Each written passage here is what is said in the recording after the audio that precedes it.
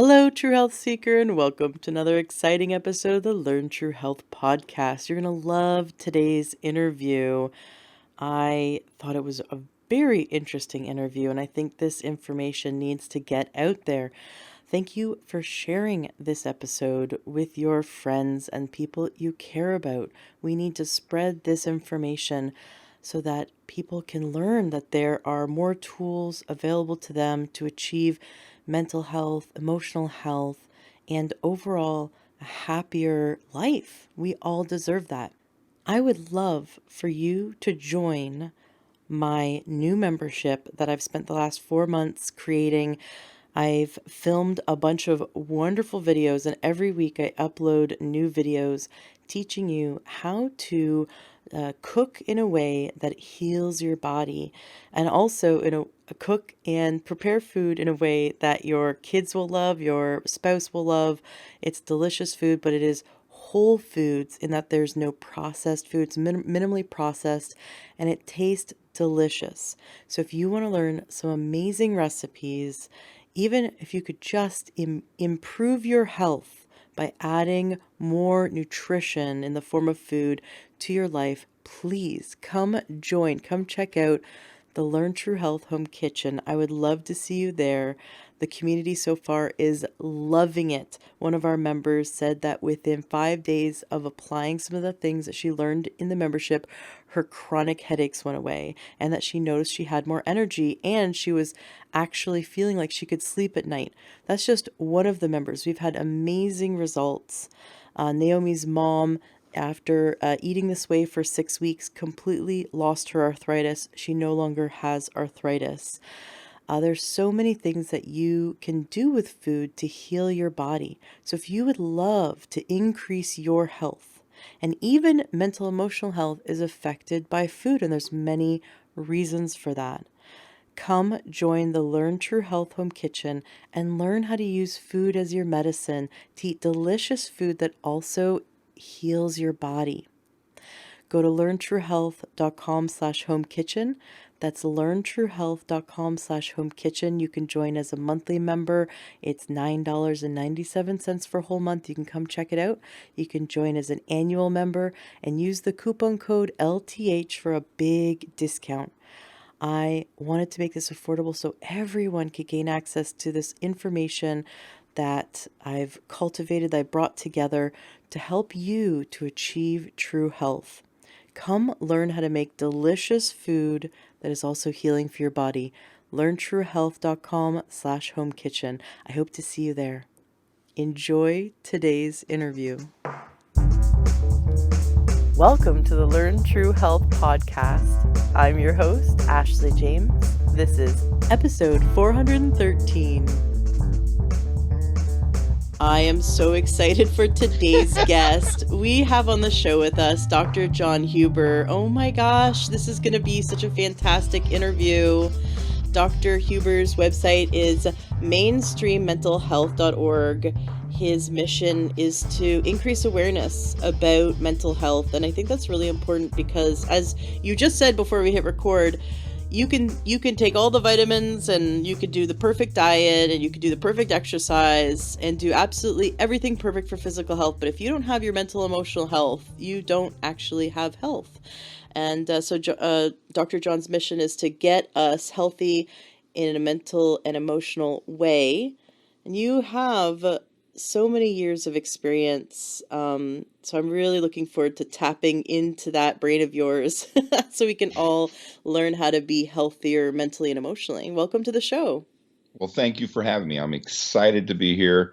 You know, anytime I can talk about mental health, it just brings so much joy to my heart because we've got to do this. We've got to take this silent illness and make people realize that it's not because you're broken, it's because you're human, and we need to be out there standing up for that. Yeah, I love that you said that. People feel often like there's something wrong with them, that they're incomplete, that they're not whole, and that they feel this guilt and shame when it's totally human. It's absolutely human. I was really amazed to hear in the history of Hawaii, which the ancient Polynesians took little canoes across the ocean to get to Hawaii. They're Absolutely. pretty awesome people. But there was zero recorded history of mental illness until the Christian, Catholic people came in their ships and told them they should feel ashamed for being naked. But there was zero mental health issues.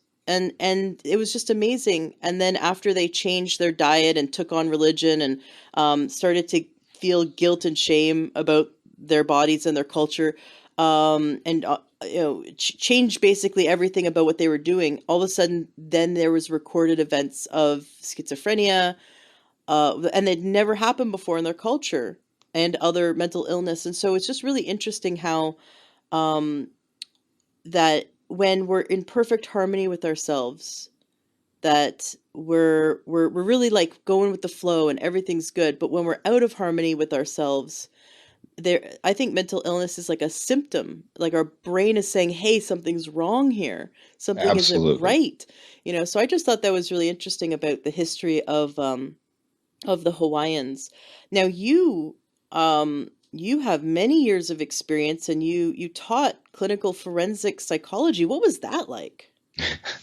Well, I taught a lot of classes, but I'm a forensic psychologist, a clinical forensic psychologist, and I was lucky enough to be at a university that actually had brought in, as I was becoming part of the faculty, a forensic minor in psychology. Now, at an undergraduate level, that just kind of gives you some introductory stuff. You don't have a license, or you're not skilled to go out and be able to do work for a police department or anything like that.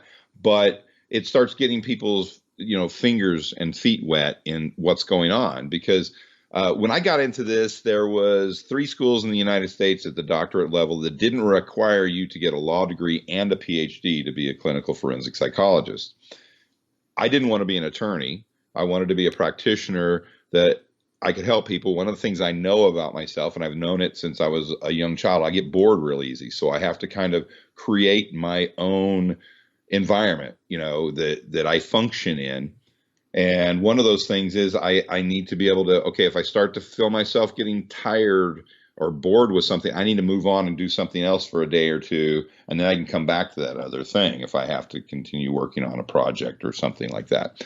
So, for example, right now I've got my nonprofit, and I do, 1,100 radio interviews every year. I do approximately 300 to 400 television interviews every year. Uh, I have my own podcast, several hundred podcasts out there. I haven't actually stopped to count them. Uh, and I'm working on a book that I want to get out there. So that's just my nonprofit part right there. Then I have privileges at 2 medical hospitals where people get surgeries, and they don't understand why we have to cut a foot off, or Hmm. they've come to you and say, I'd rather have my life go and be dead than have no leg. And I'm Mm-hmm. sitting there going, look at your grandkid right here. He's 3 months old. Do you want him to remember you? Well, and I get really bizarre answers from that, because people have these preconceived notions about how everybody else sees them. And Mm. it's kind of like stage fright. People don't like to get up in front of the audience and talk. But when people realize, whether you're singing, playing music, talking, that if somebody else wanted to come up there and talk, they could talk too. You're not keeping them from talking if you're up there talking. And everybody has their own choices to make. And a lot of people would rather sit back and listen, and in some cases criticize after the fact. But that's okay, because their opinions don't change my opinion. If they bring me facts and research and data, then I look at the data and I do that. But an opinion, that's just an opinion. They have a right to it. I have a right to mine. And I know better than they are. They're no better than me. And if they're willing to come listen to me, well, I'm definitely going to give them an earful. I mean, that's that's what I do. And I've had people challenge me. I've had students challenge me. You get 500 students in there, and a student asks you a question and you don't know the answer to it. And a student, well, you're the professor. Don't you know everything about psychology? And I'm like, there's so much in psychology I wish I really did, because I wouldn't need to be here teaching you guys. I'd be teaching the teachers to teach you guys, that kind of thing. And, and this guy one day would just not leave it alone. He kept asking me about deja vu, deja vu, deja vu. And it was about the time The Matrix had came out. And finally, I just turned it, you really want to know about deja vu? And he's like, yes. And I go, it's the Matrix resetting. And the whole class just like, did the professor just say that? He quoted the Matrix, and this kid is like, he's dumbfounded. He doesn't know what to say, because he doesn't have a retort to that. I gave him an answer. That's And the rest funny. of the class got it. And he just kind of sat down and didn't say anything else. And, you know, about 3 weeks later, he raises his hand and he goes, dude. And the whole class turns around and looks at him like, did you just call the professor dude? Then they turn around and look at me, and I corrected him. I said, excuse me, that's Dr. Dude. And because it's not my ego. I'm there to teach them. I want them to learn. And, we know a lot of things about learning. If you put an emotion with learning, you remember it much better. And I Mm-hmm. know professors who believe that, well, I'll just make all the class angry at me and because it's easy. And I'm like, no, I'd rather have them be laughing and enjoying the conversation, Right. because they remember that good feeling and they keep that with them when they study psychology from then on out. And Mm. to this day, I've got students that are doing, their residencies in thoracic surgery in New York State and all over the United States. And I get emails and calls, and I'm going to be in New York next week. And I've got a couple of them are going to introduce me to some of their surgery supervisors and want to go out to dinner and all this kind of stuff. And you know how that makes me feel. It makes me feel like I did my job, and I'm proud of those kids, you know. And if you knew some of the stories, and I see the successes, I mean, these kids that were failing out of school, and I pulled them into my office and, hey, I need you to do something for me. And I give them a responsibility in the class, and all of a sudden their grade comes up to an A in my class. And then they're like, man, I'm struggling in this class. Well, have you tried this? Go talk to the professor. And then they end up graduating with 3.8, 3.9s 4 years later. And they're telling me I'm the reason why they finished school, Wow. because I just give them a little bit of support, and I Yeah. give them some skills, some coping skills, which is what I try to do in therapy. I want to create a patient who comes in and needs help, a set of coping skills, set of life management tools that they don't ever have to come back to me. That's my goal. And they still do. They come back, I might not see one for 3 or 4 years, and they call me up, hey, can I get in next week? Sure, let's come on in. And they just wanted to touch base. It's like, that's awesome. I love that. Yeah. And That's so cool. It sounds brilliant that you have had that impact for so many years, with thousands of literally. young professionals that have gone on to help so many people. I love that ripple effect. That's really beautiful. You mentioned this one thing about, being on stage and this worry we have sometimes about what other people think of us. I think sometimes it's so ingrained that it's like second nature, this fear of what other people think of us, or that person that would rather die than have them be an amputee. And he couldn't get over the hump, like in his mind, like he needed a little bit of help getting over that hump of like, you've got a whole life, like you've got people that love you and you can have a really fulfilling life. Like who cares you don't have a leg? Like there's Well, so they much care. life out. Yeah, of course, Yeah, of course. but But they like, they care, right? but look at how much life you could have, and it's like all they can't even see past the no leg to all the love and joy and fulfillment that they could have. Oh, but I have my ways. I have not lost a patient because they wouldn't have an amputation Well, that's really cool. in almost 10 years. And it depends. I can remember specifically, I had this one lady, 40 years old, her daughter was 20, expecting her first baby. So grandma, she was going to be a first grandma at 40 years old, Hmm. and she had uncontrolled diabetes, and she ended up with gangrene on both her feet, and we were going to have to amputate her feet. Oh my And she's gosh. like, let me die. I don't want to bring a new baby up to look up to a gimp in a wheelchair the rest of their lives. A GIMP? Yeah. I go, okay, so you're ready to die. I've got some friends that are really interested in the end of life thought processes and death and dying. Can I bring them in here? They're actually here. Oh yeah, sure. And I ran down to the outpatient rehab department because there were three gentlemen in there who are double amputees who have amazing abilities on their prosthetics. They run around, no canes, nothing, and they can run and jog and walk, and you never know they have amputations. And I'd met them because I'd been at the hospital for a while and they'd been in and out, and now they were an outpatient. I go, hey guys, I can't tell you the patient's name, but she wants to die, and I want you guys to act like you're interested in dying and death and that kind of stuff. What? Well, she doesn't think anybody can have a normal life with prosthetics, and they just started laughing. Sure, we can do that.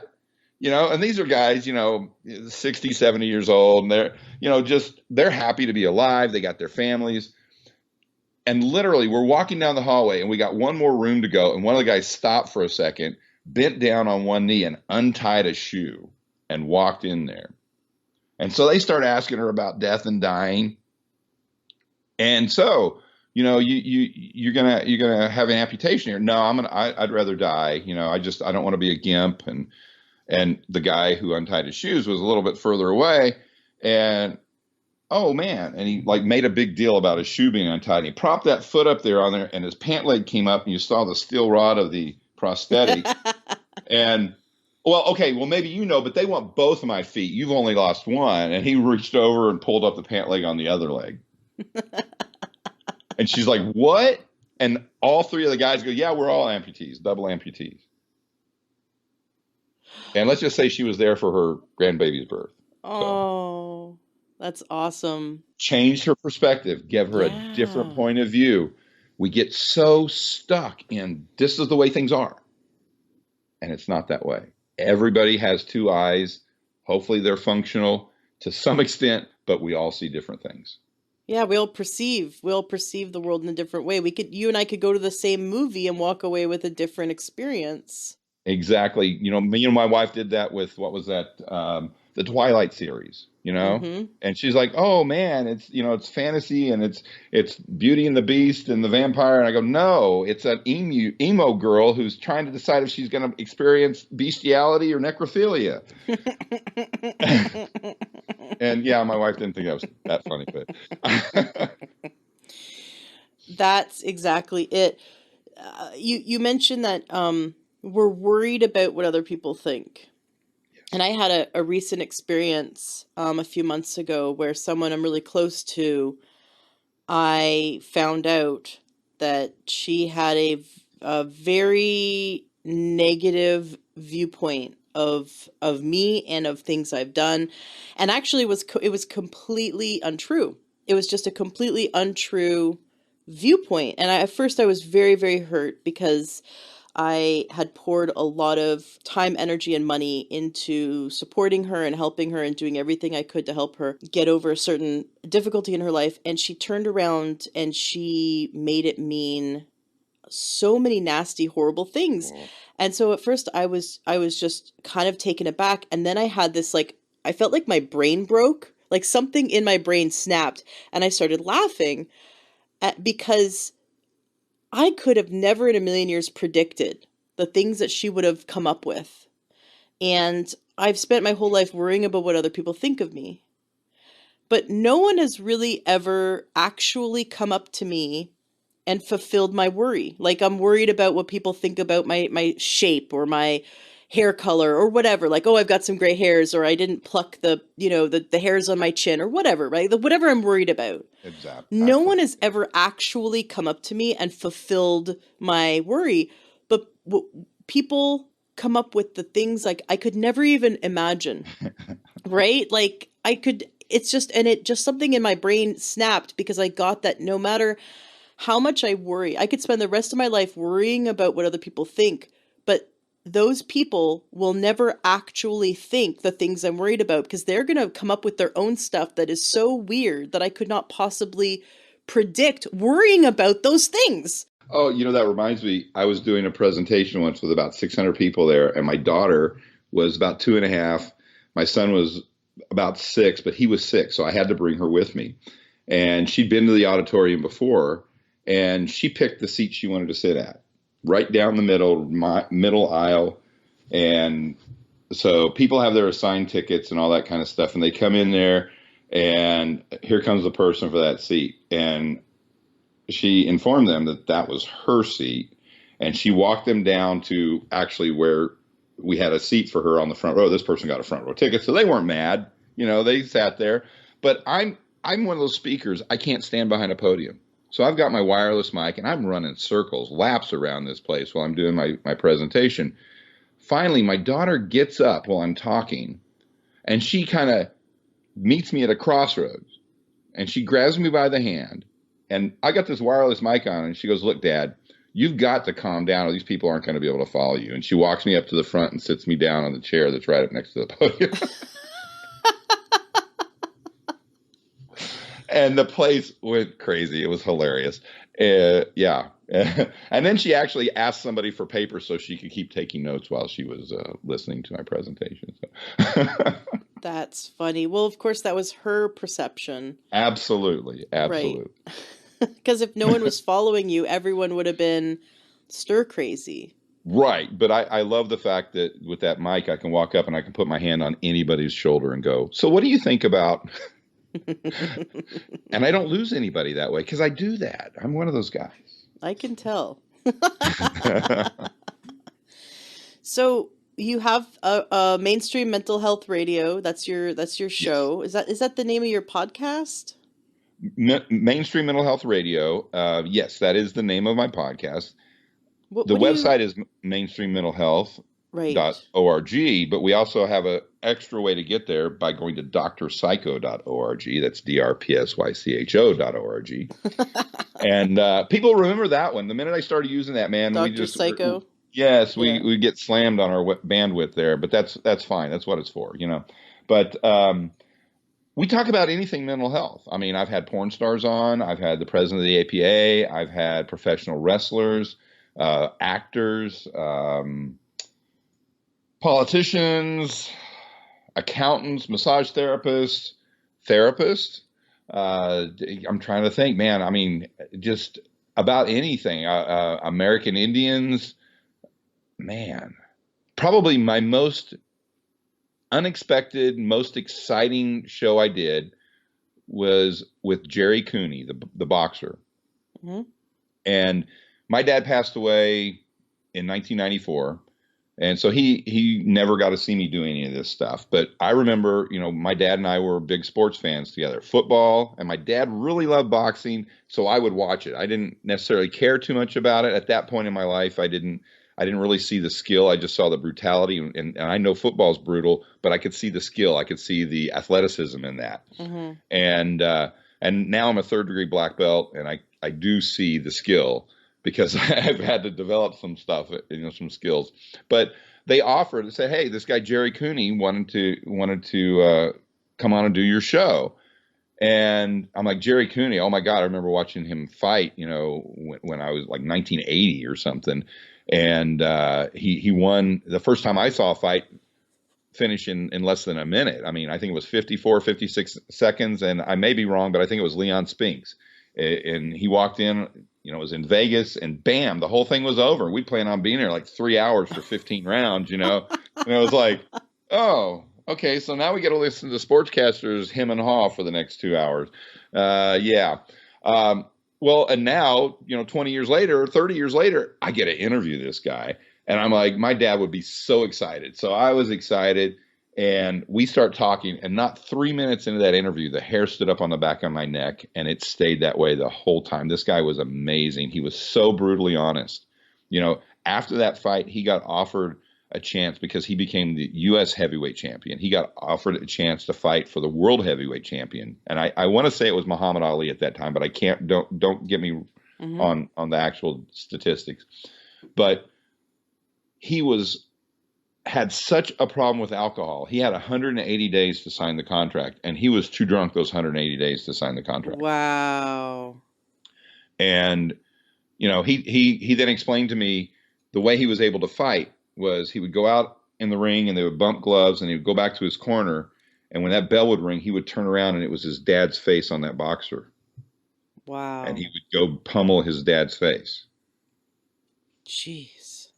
And then we started talking about exploring his alcoholism and all this kind of stuff. And he's a recovering alcoholic. He's got an amazing show on Friday and Monday nights on XM radio, doing all the fight game and all this kind of stuff. And just he's an amazing guy. I had dinner with him this past summer when I was up in New York, and he came back on my show again.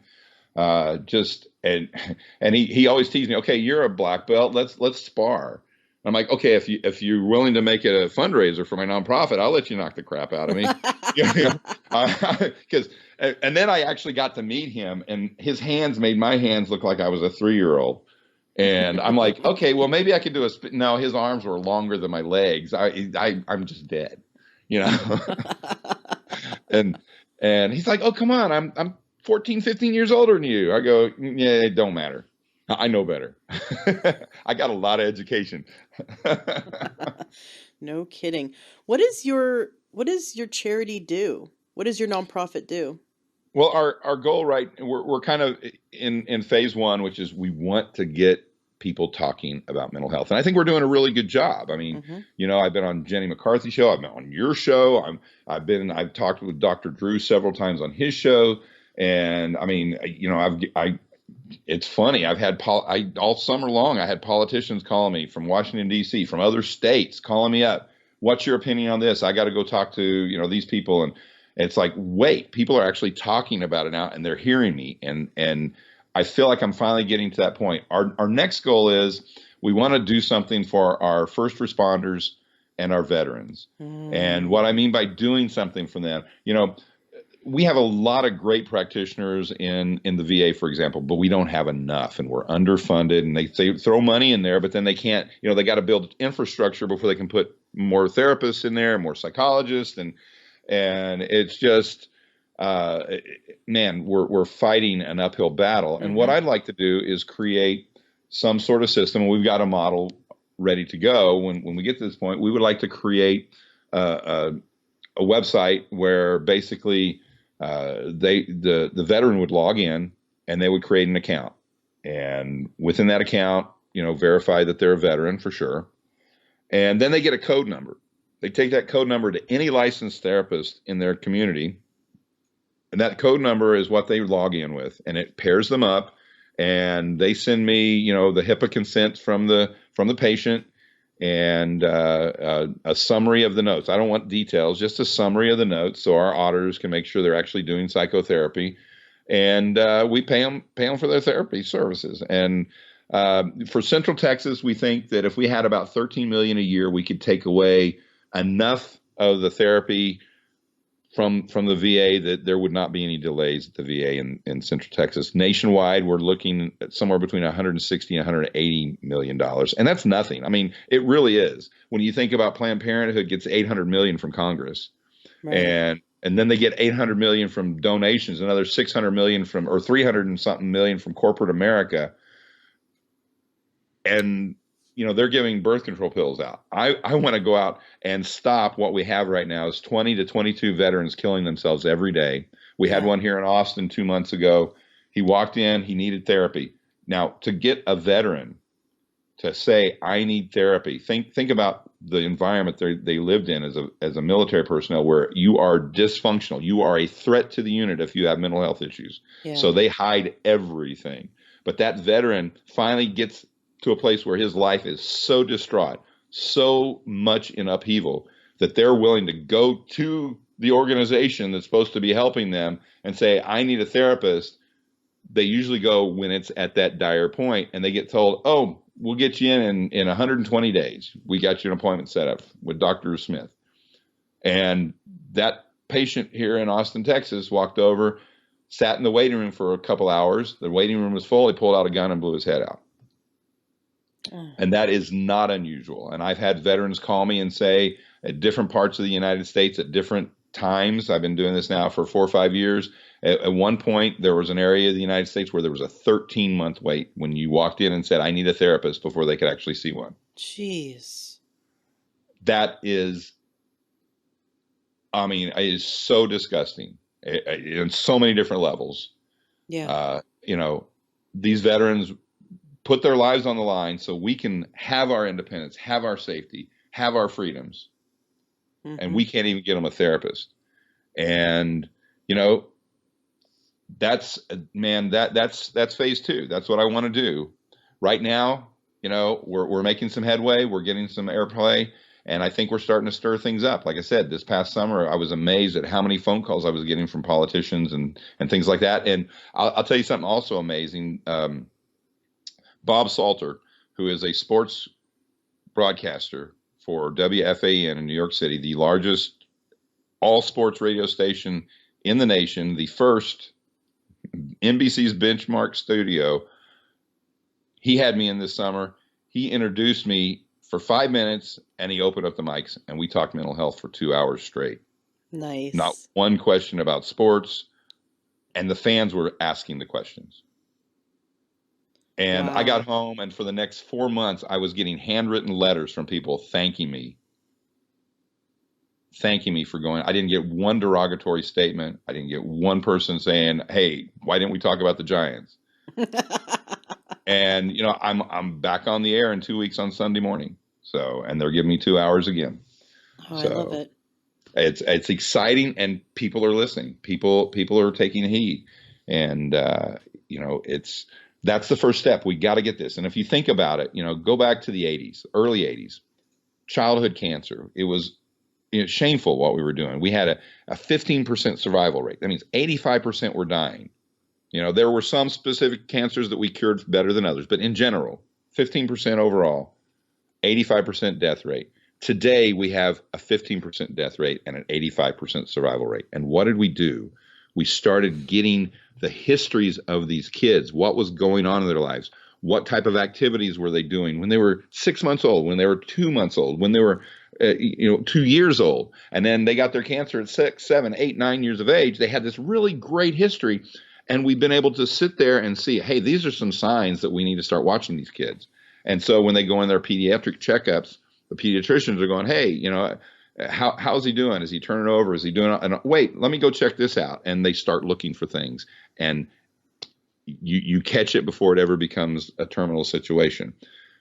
I know because I've worked with kids. I started my career as a school psychologist working with preemies, 16, 18 months old, 3 years old, before they ever get to school, and seeing these people dealing with developmental delays and how we are so underprepared for how to treat and interact with those kids.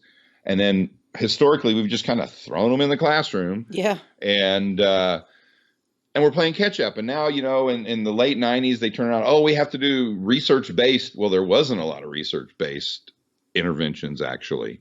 And everybody's like, oh, it's out there. Well, where is it? Show me the math. Show me, you know, and what do we know? Drill and practice works really well. But people hate drill and practice. And so schools don't like to do that. But if you go into a special education classroom, you're going to get drill and practice because that will break through because you do the same problems over and over and over, and it becomes automaticity. They don't have to think about it. They know that 1 + 1 = 2, or you divide this fraction by this, and this is what you get because they've done it enough. And that all of a sudden makes the rest of the math easy. And so we start doing that and we break it down into real simple steps. And all of a sudden, these kids start having good lives at school. They actually like being in class. They're not afraid if the teacher calls on them because they've got some kind of answer. Whereas before, they would hide and they didn't want to be known because, you know, the teacher's going to call on somebody to read in front of everybody. And, well, I don't have any sound symbol relationships, so I'm going to sound like a baby. And what happens is people would rather be an a mean person who is, you know, a bully than somebody who's considered dumb. And, you know, that's a shame. To clarify what you said before, was it 153 million a year to be able to cover the It, psychotherapy for all well, it's not for all, veterans? but it's a big enough chunk that the VA would be able to take care of the rest. Actually, nationwide, what we're looking at is between 160 and 180 million, somewhere in there, because, you know, there's a lot of management of you know, audits and making sure people are following up and actually doing what they purport to do, because I don't want people to not help our veterans. Right. So we have to have a mechanism in place. But it's kind of self-serving. Once the veterans register, they can basically go to anybody. They just have to present to us a copy of their license, or and their liability insurance, so we know that they're covered. And then we want them to submit a summary of their treatment and the billing information, and we'd like to be able to pay them. And you think about that, that sounds like a lot of money. And it is to an individual, but to this nation, it's not. When we spend, how many billions every year, 1.2, $1.3 billion in Planned Parenthood. The tax dollars we give Planned Parenthood about 800 million, between 6 and 800 million every year. I don't know what it is this year. I didn't look at the budget, but just thinking about that, think about what they give for, dry cleaning uniforms in the Navy. Right. I mean, hey, wear them one more time before you dry clean them, and save a little bit that way and use that money for your budget. Yeah, it's really, when you talk about trillions and trillions of spending in this country, less than $200 million is a drop in the bucket. And it's a shameful experience to sit back and know that we have veterans that are asking for help and not able to get it because we don't have enough therapists. And when we try to hire new therapists, we don't have the physical space for them. And then they go to a culture, the military culture, where mental health issues are considered so taboo that you're broken. You're a liability then to your platoon, and nobody wants to be around you. So nobody admits to having any of those issues. And the strangest thing, in real life, in civilian life, men and women, they say men have about half the, for example, depression that women do. And I think what happens is, I think about half the men aren't willing to admit to it. They end up with anger issues, which is one of the ways that men tend to express depression. They have anger issues, and then they have adult onset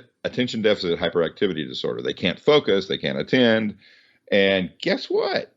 Those are symptoms that kids exhibit when they have depression.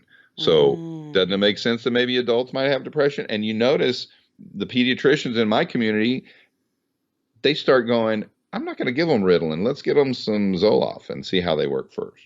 So why give them, pharmaceutical grade crystal meth when their behavior will improve? It's a Band-Aid. It's not going to actually kind of fix what's the underlying problem.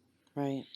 And so I think men actually have just as much depression and mental health issues as women. We've just been taught that there's one emotion that is okay for us men to have, and that's anger. So we turn everything into anger, and nobody questions whether we are mentally healthy or not. He's just mad.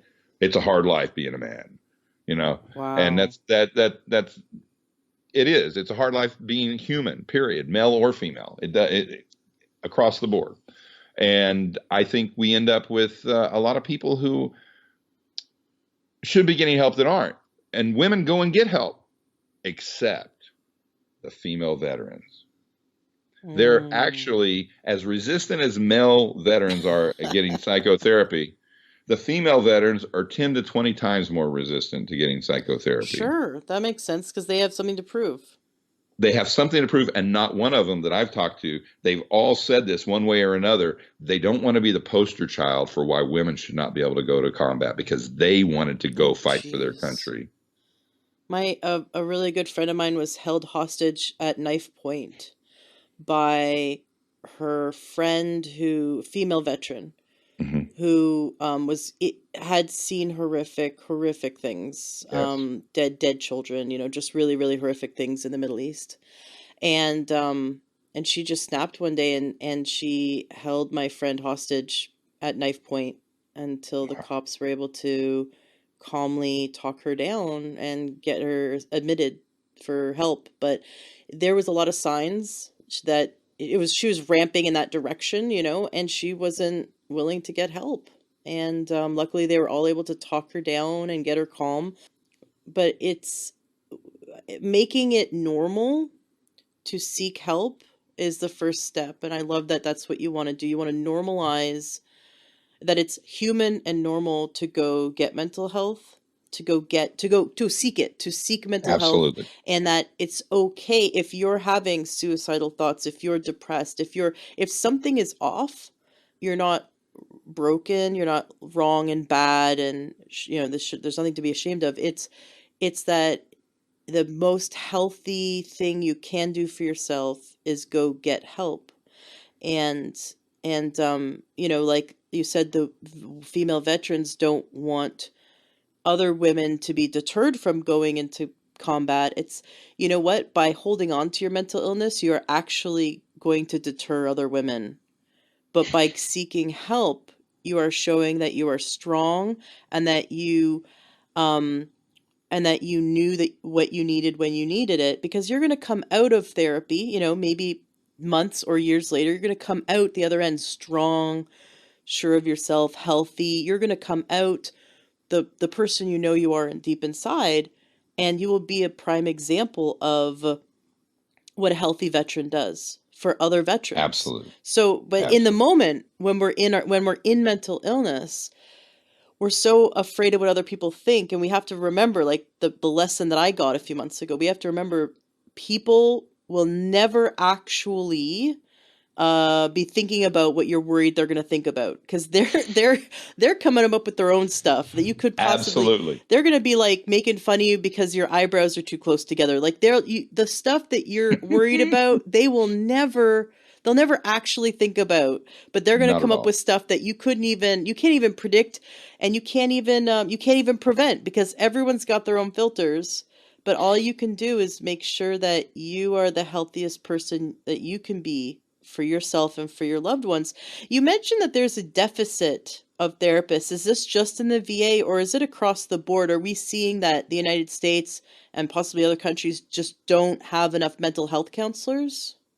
Well, it's hard to be a mental health counselor, education wise, and then you turn around and it's in the healthcare industry. It's one of the lowest paid areas. I mean, it's you're sitting there talking with somebody. So the insurance companies that are driven by the funding of the drug companies don't see any value in that. Because So you're trying to keep what people off drugs. I'm trying. Well, yeah, but I used to be a hard nose. No way. But man, I've seen so many miracles happen from the right medication, and that's a whole nother topic. I think we've got a new industry in the DNA testing, and I've seen it over the last 4 or 5 years. I've had patients that struggled for decades, couldn't find the right medication, and hey, let's go get one of these DNA tests for psychotropic meds, and literally, like me and his psychiatrist were like, this is like the drug it's recommending is one we wouldn't give to our cat because it has, we've never had a patient be efficacious on it and have it benefit,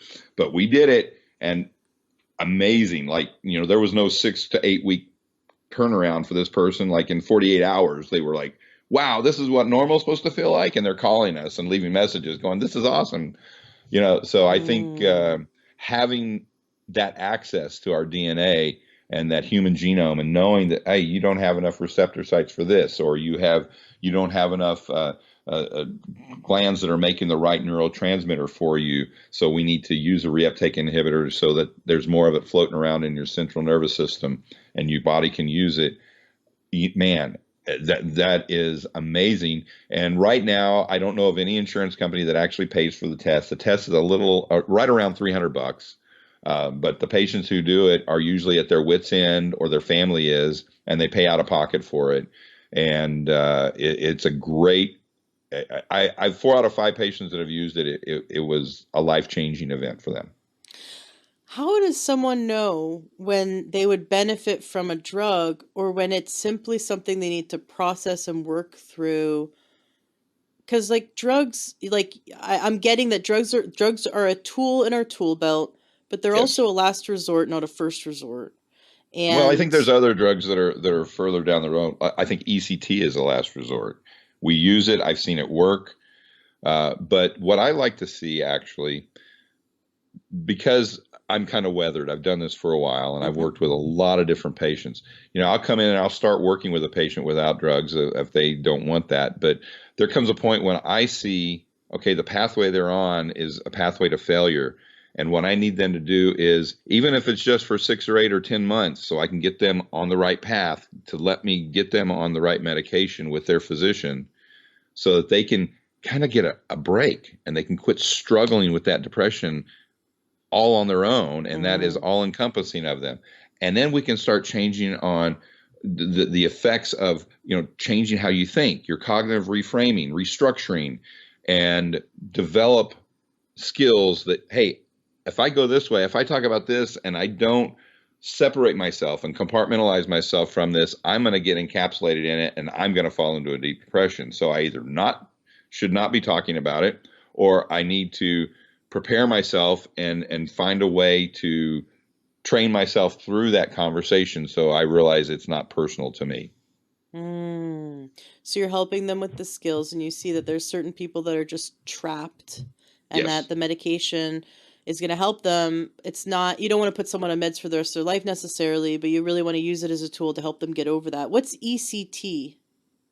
Electroconvulsive therapy. If you ever Ah, watched One Flew Over the Cuckoo's Nest, and it's still done. I know my experience here in the state of Texas. When I was at the state hospital, we went through, and all of the doctors had to sign off on it before, if anybody was dissenting, it wasn't going to happen, basically. And then we sent it up to the Department of Health and let them sign off on it, the medical doctor at the top there. And we didn't do it a lot, you know. But we had people who would walk in and have file charts that, if you stood them up on end, would be 6, 8 feet high, and they'd been getting every type of therapy that known, every type of drug, and nothing seemed to work. And they were just miserably depressed, and it was a last resort. Now, along those lines, in more recent history, I've been working with a gentleman, Dr. Carl Bonnet, and he is the clinical director at Clarisana, which is a ketamine clinic. It starts with a K, clarisana.com. And we have, over the years, been doing different treatments, and we started primarily with our veterans. Dr. Bonnet was an emergency room director and physician for the VA for several decades, and had access to a lot of data. And we would sit there and look and watch these gentlemen come through there with PTSD, and when they were given ketamine for something else, they were better. wow. So we started and worked, and now we're probably doing 400 or 500 veterans a year between all the clinics. Clinic in Denver, San Antonio, Austin. There's one in New Mexico and Wyoming, I believe, at this point now. And we have a program where we give them an infusion. I know there are other clinics out there, and some of them use intramuscular, like just a shot in the shoulder or whatever.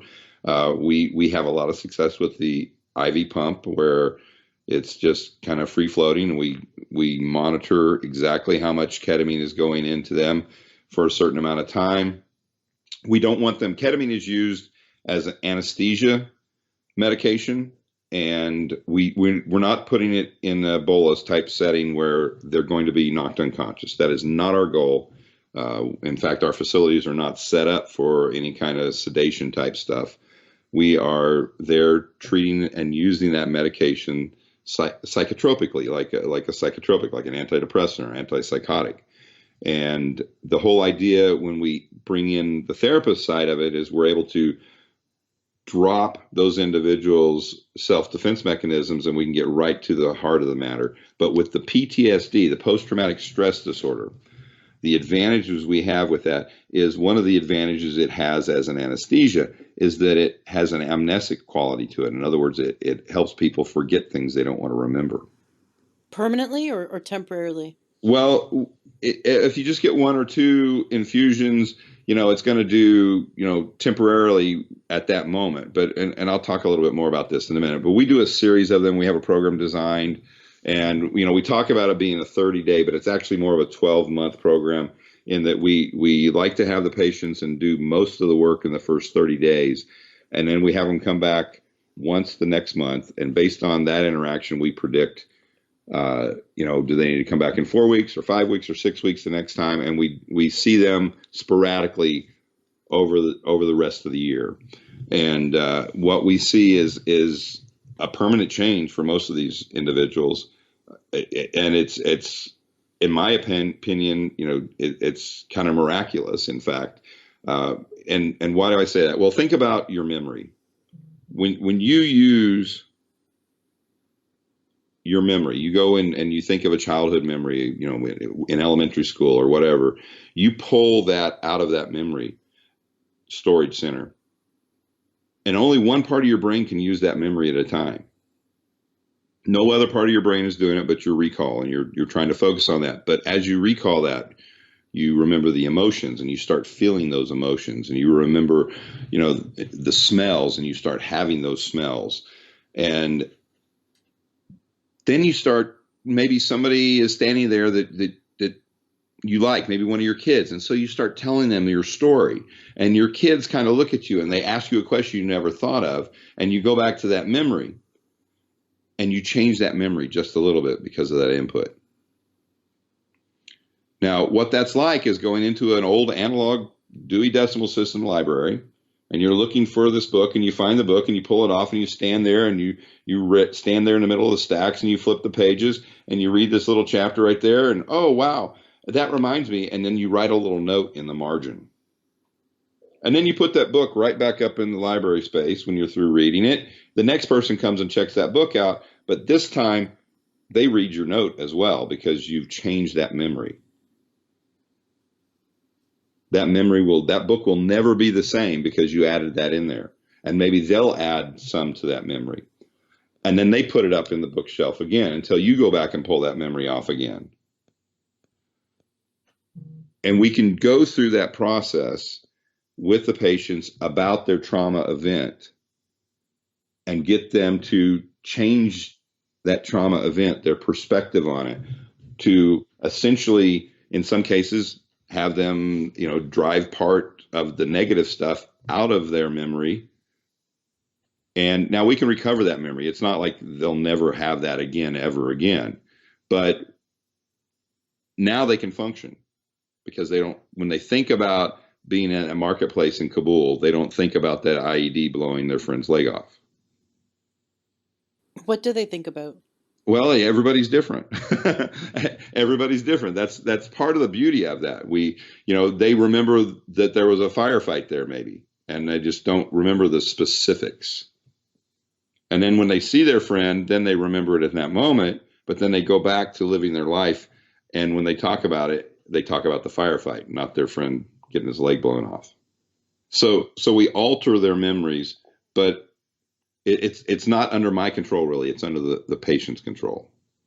And, they're like, I can't do this. I can't do this. I don't know how to do this. Well, the drug doesn't care. That's what I like about ketamine. Ketamine doesn't care whether you think you can or not. It's going to help you do it. And one of the things we use it for, and this is what convinced me, is pain management, chronic pain management.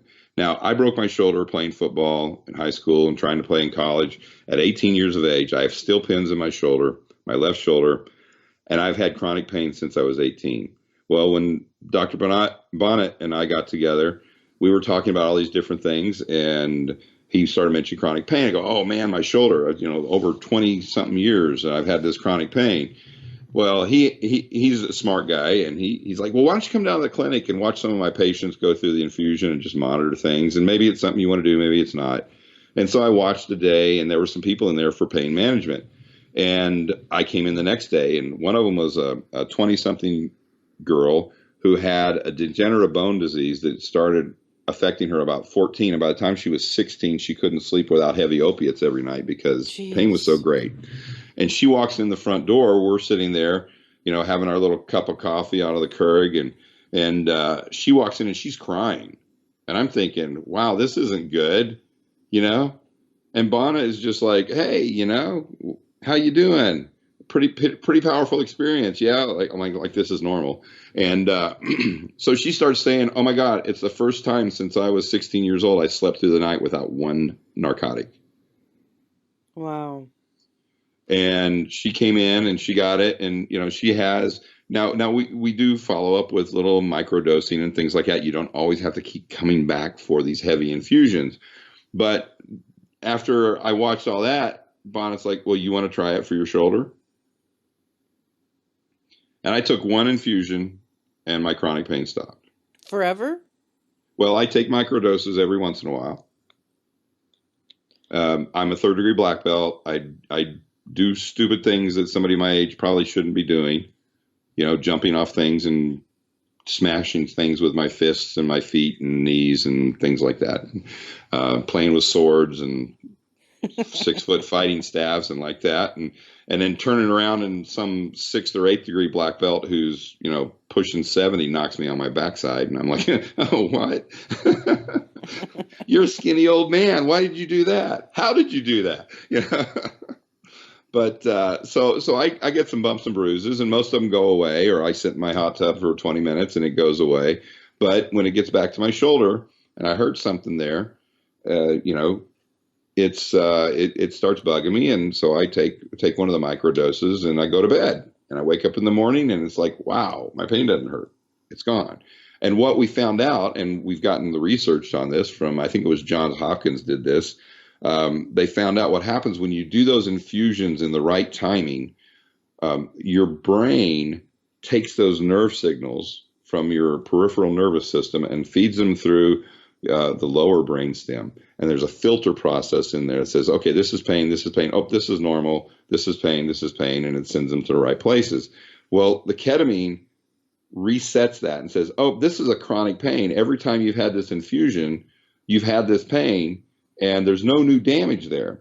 So it gets that homeostatic mechanism to actually no longer receive that as pain. And it just says this is normal pain.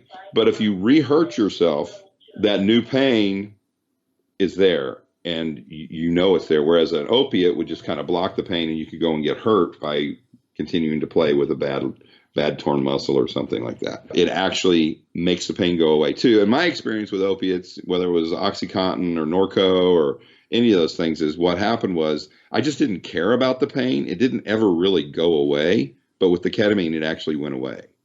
What's the mechanism of this drug, of ketamine? What is it? Can you explain a bit more about how it affects the brain and how it's working on us? I'm not a neurobiologist, a neuroscientist. I've sat through, we've had two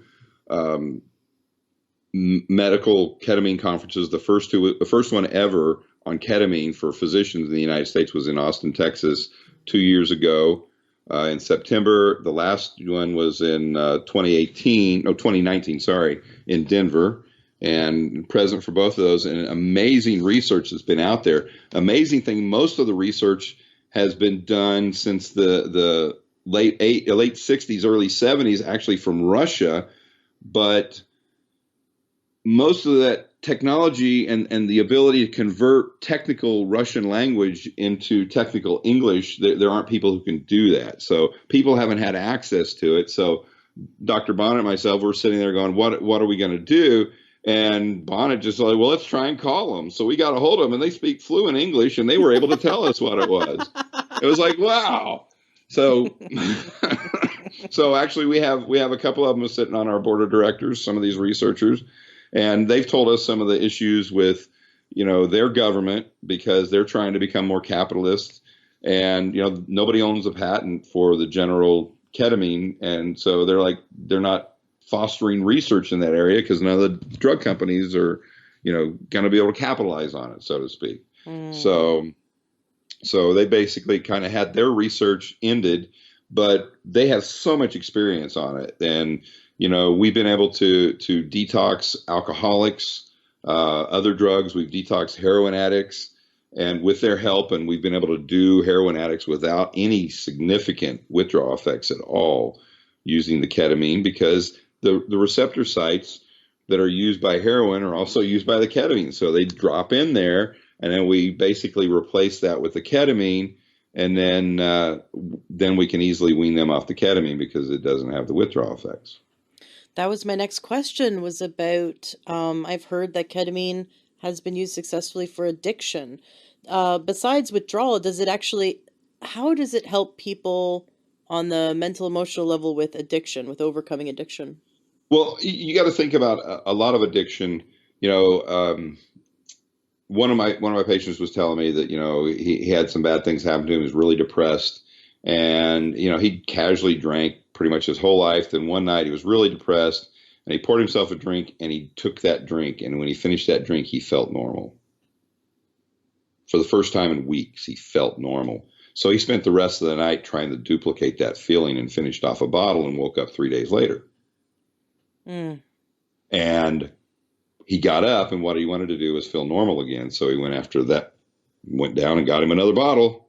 And that first drink felt good, but then he chased that first drink the rest of the night, that feeling. yeah.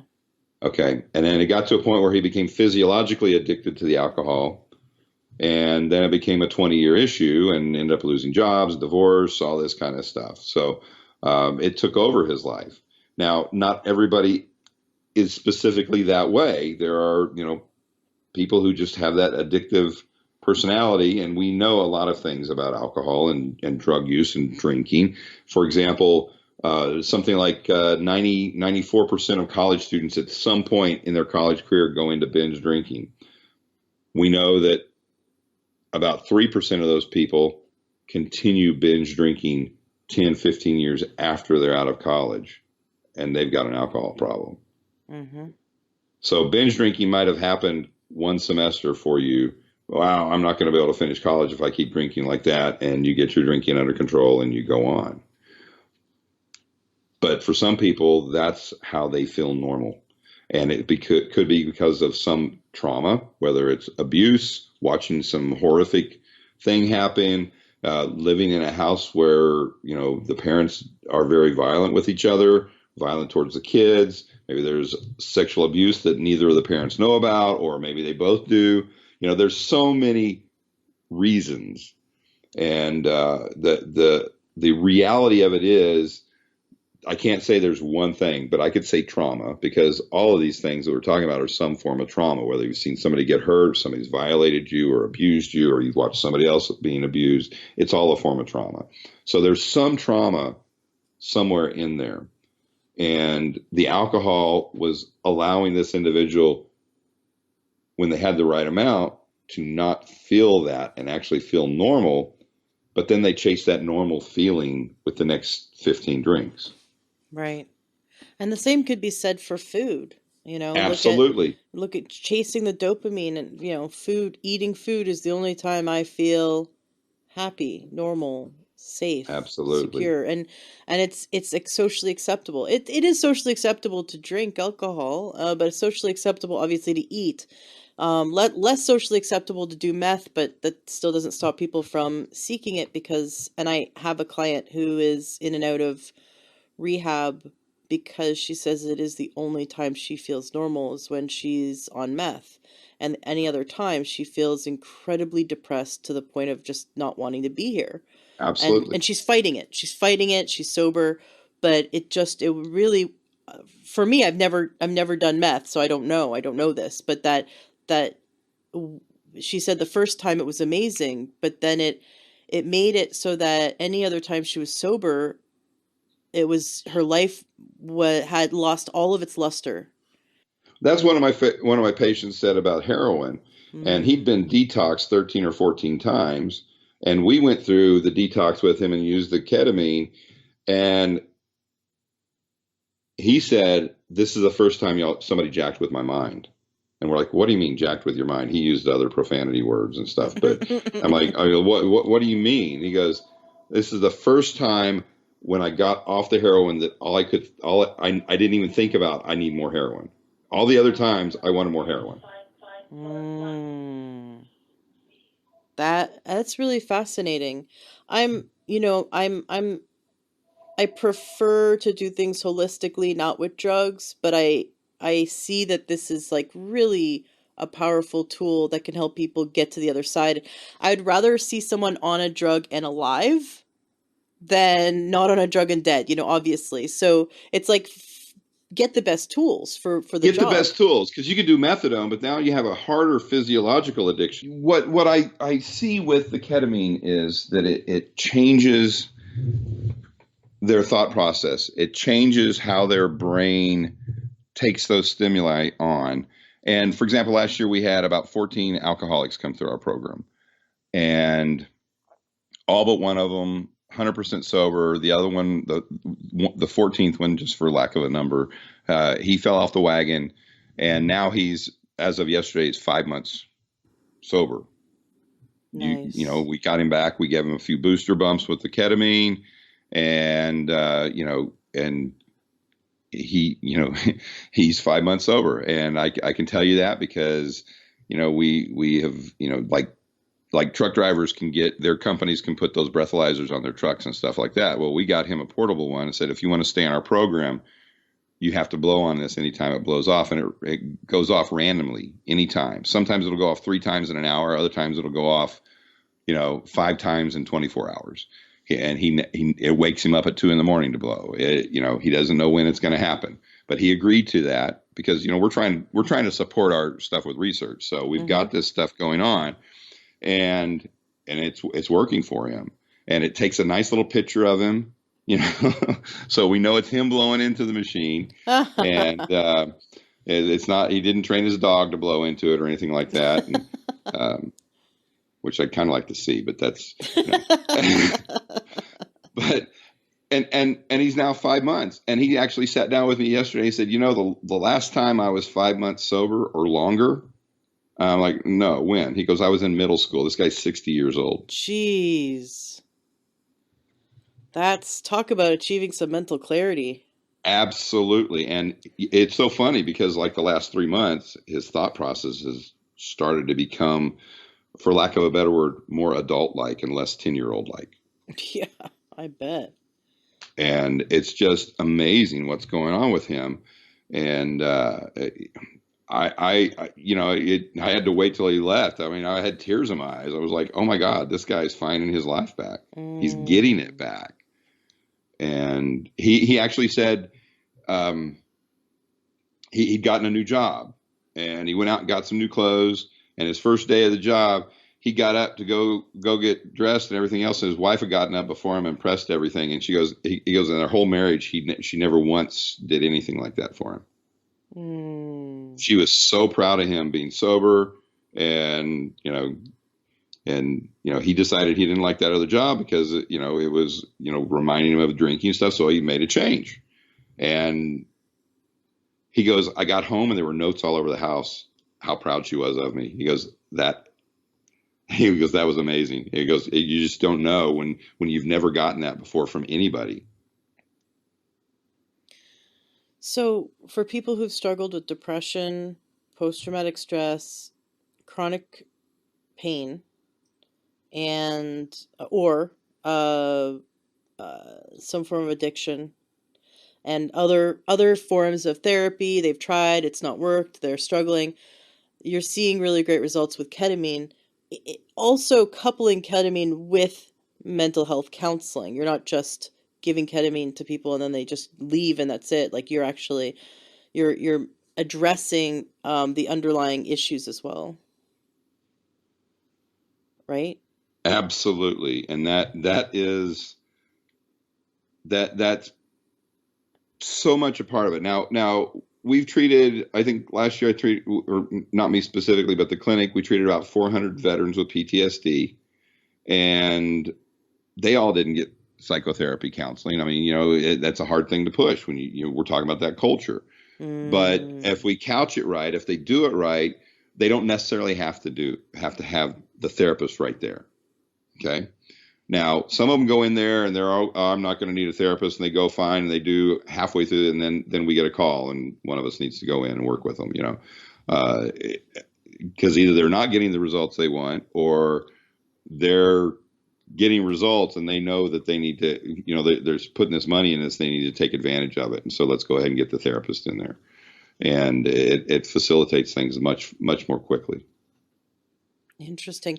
Are there any side effects of ketamine that people should be aware of, or like obviously they should do it under the care of a physician, Absolutely. and it like the clinic that you work with where it's lots of experience, but is there Are there things we should know in terms of the dangers of using it? Because it is a drug. It is a drug, and it's actually an extremely safe drug. But just like water, there are problems. You can drown with water. So, we lose 1,300 people every year to bathtub drownings.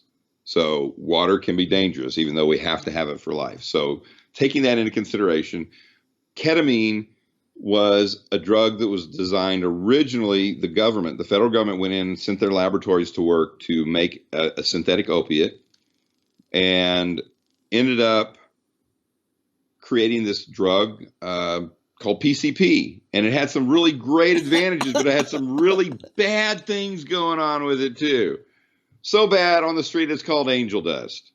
So they went back to the laboratories and they started cleaving off parts of these molecules and testing them and seeing what they could find out. And one of them happened to be ketamine. It has a very short half-life, 15 to 30-minute half-life. So when we stop the IV, or if you take the microdosing, let's say, you put it on your tongue, it dissolves, you swallow it. Anywhere from 5 to 15 minutes later, you start feeling the effects of the ketamine. When you start feeling those effects, it's going to be done in about 40 minutes. So whatever goes on, and one of the things that goes on actually are you start misperceiving the environment. You start hallucinating. Okay. But it's not out of your control. What we find is that if you start feeling like you're losing control and it scares you, if you open your eyes, the visual ground around you, the visual images are strong enough that it's a relatively mild hallucinogen, and you can actually even stop the hallucinations altogether just by focusing on, say, a picture frame in a room. But we also think that what we call the shamanic experience, kind of letting that hallucination go through, allows you to role play some of those traumas. So we want to encourage them to do that. And we know, though, that less than an hour, it's going to be over. Mm-hmm. And once the patient gets that and they realize, okay, I'm going to let go of that. I'm not going to fight that. I'm going to let my brain weed this stuff out and get rid of the chaff. And I'm going to sit there and keep my eyes closed. If it gets too scary for me, I can always open my eyes. And then all of a sudden the experience is over. Now, Timothy Leary pushed LSD, that, we can do this with LSD. The problem with LSD, it has a minimum of 4-hour half-life. That means you're going to be going for 8 hours. And you're going to be physically, emotionally exhausted. And from the moment they take their microdoses until it's no longer creating that shamanic experience for them, they're not reliving that trauma. We have this expectation of them that they're going to let this thing roll. And because we've done it in the clinic with them, and when we do it with an IV push, we keep that push going for at least an hour. So when we stop at that point, it's going to continue for that 15 to 30 minutes until the rest of it's gone off. Okay. But what happens along the way is you have some severe psychomotor retardation. Your balance is completely off. You're talking about LSD. No, I'm talking about the ketamine. Okay, you're talking about the ketamine now. Okay, right. Got it. So until that has been able to flush out of your system, we've got a wheelchair there. We'll take you to the bathroom and all this kind of stuff. And, we have some rules. After you get the ketamine, whether it's a microdose, you're not allowed to make any kind of decisions. No financial decisions, no relationship decisions whatsoever. When we're doing the IV push in that initial treatment dates, we make you sign a commitment that you will not watch news, cell phone news, internet news, television news, radio news, period.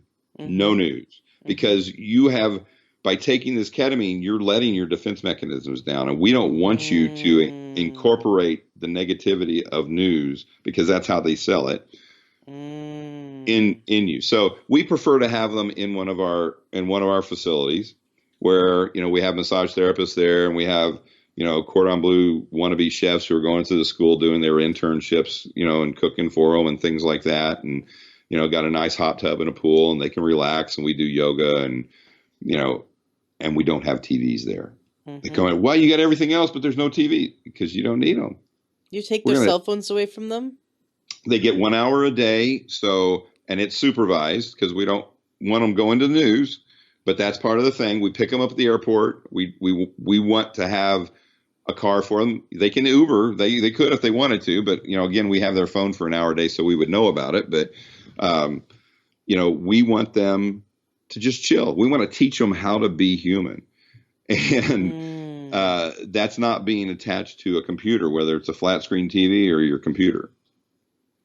And the Wow. interesting thing is most drug rehab programs, they want 45 to 90 days. Well, the average person can't take 3 months off for vacation unless they have a drug addiction and then you get permission from their business, then everybody knows their business. So we get CEOs who can take a 30-day vacation and they'll take it with us and we'll get them off their alcohol. And then they can come out for their follow-up one-day visit, on a weekend or whatever, and they're set and they're good to go. And we're having really good success rate, about 80% success rate for alcoholism. Which, if you talk to Dr. Drew Pinsky, I've talked to him several times, been on his show several times. He'll tell you that the best at average success rate for a regular 12-step intervention for alcohol rehab is 8%. Jeez. That's what the research shows, and some of it shows as low as 2 or 3%. I've seen a few studies that went as high as 16%, but Dr. Drew told me on the air it is 8% as far as he's concerned. So that means there's 92% failure in that system, and they know whether it's this rehab or your rehab that 92% of the patients are going to be back within 3 years. Well, that's a lucrative business. It is a lucrative business. So people don't really want us doing our business because, we had 14 patients last year. One of them fell off the wagon and now it's at almost 6 months, a little over 5 months right now. Mm-hmm. And we just did a little jump start with him and he's there. So our data shows about an 80% success rate when our patients come in, for example, for PTSD. One of the things they do is self-medicate, whether it's heroin, cocaine, marijuana, alcohol. Yeah. And, we get that report. We're not there to file charges on them, and that's not our job. But it's funny when we go back and look at our raw data, those patients who weren't even there for alcohol or cocaine or marijuana, 80% of them stop. Wow. That's huge. So your program's a 30-day program always, or No. just for alcohol, or how does that work? No, it's very specific. There's reasons why coke or where ketamine is not appropriate for you.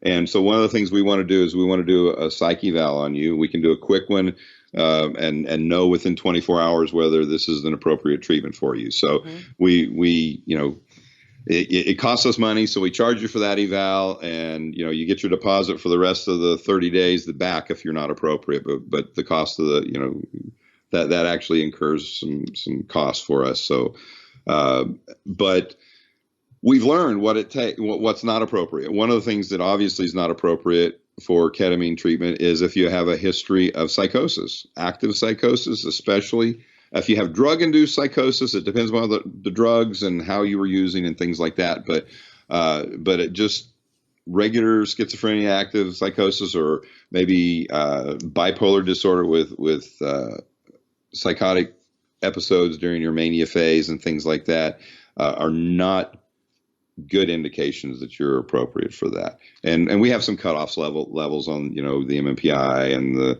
MCMI and like that we use that have turned pretty good for us. We get a pretty good shot at it.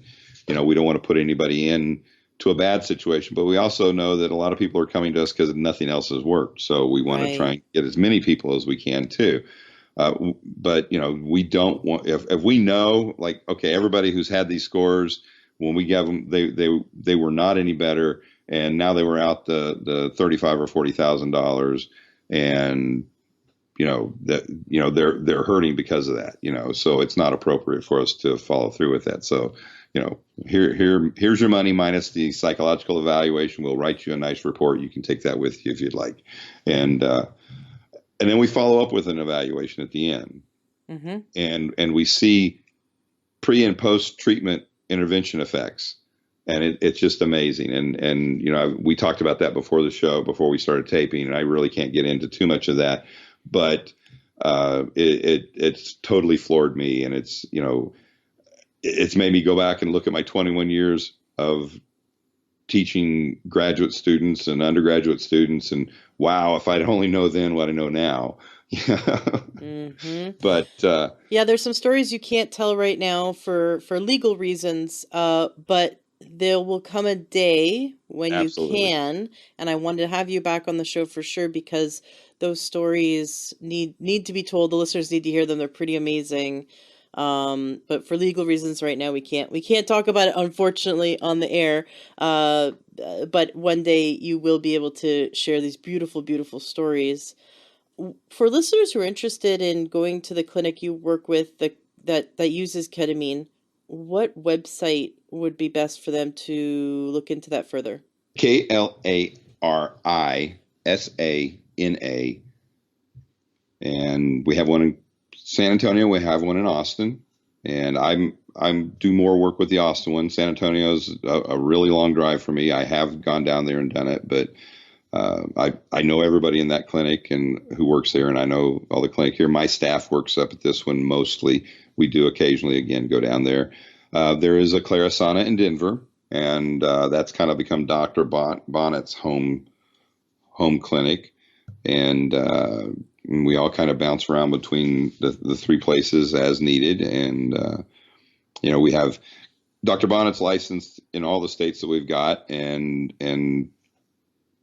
the therapy team here only does actual therapy in the states where we're licensed, but we can supervise and teach therapists in other areas where we're not licensed in different states how to do the appropriate intervention and stuff with that. And we do supervise that. So There are so many different, and just coming back to you wanting to normalize mental health. I yes. think one of the first steps is also people understanding the services that are available to them. On my show, I've had many naturopathic physicians on the show, and I've actually had listeners write to me and say to me, I never knew that there was anything other than an MD that I could go to. I didn't know that there was an osteopath and a chiropractor and I didn't know that they could do the things they do. Also, naturopathic physician. And so I've actually had several listeners write to me and say that they were in pre-med and they switched to becoming a naturopath because that they didn't even know naturopathy existed. And so it's just a matter of sometimes it's a matter of letting people know that their services are out there, that there's more than just the thing they've always been going to. So I know that there's many different kinds of therapy, but maybe the listener doesn't actually know that maybe everyone, because we learn a lot from the mainstream media, everyone's heard of Freud, so we think that, the Hollywood version of therapy is we're just lying on a couch complaining and sort of worrying about being judged by this person with a notepad. And we haven't really been given a very fair viewpoint of what therapy actually is by Hollywood or by the media. So not a lot of people who haven't been to therapy don't know what it's like and what kinds of therapy there is out there besides, the very stereotypical Freudian therapy. Could you go through and talk about what kind of therapies are out there and especially talk about the ones that have better success rates?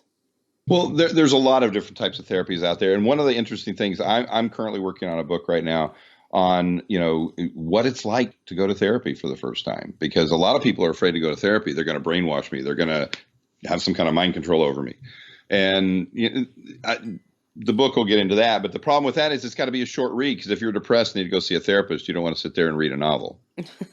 So it's been really a challenge, and it's coming along though, and I've got a game plan, and we're working on making some adjustments, and maybe I can send you a copy of that, and you can see if you want to have me on. We can talk about that as Love well it. too.